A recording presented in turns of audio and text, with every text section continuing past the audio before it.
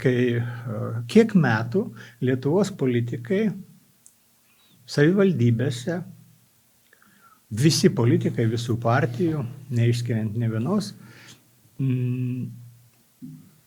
imdavo saujom iš šiukšliadėžių arba tiesiai iš Statoilų ten ir kitų benzino pilstymo stotelių popiergalius ir juos keisdavo į konkrečius euro pinigus, ar ne? 10-12 metų. Čia čekiukų visa istorija. Ir kada jį išlindo, kaltinti žiniasklaidą, kodėl žiniasklaida apie tai nerašė?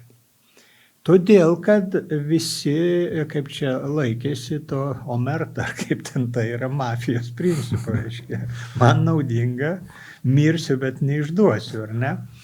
Ir jeigu ne tas atsitiktinumas, kad viena kvėša iš Neringos savivaldybės, kuri turėjo durnumą užsirauti ant Andriaus Tapino, tai ir šiandien jie tuos popiergalius keistų į tikrus euro pinigus, ar ne?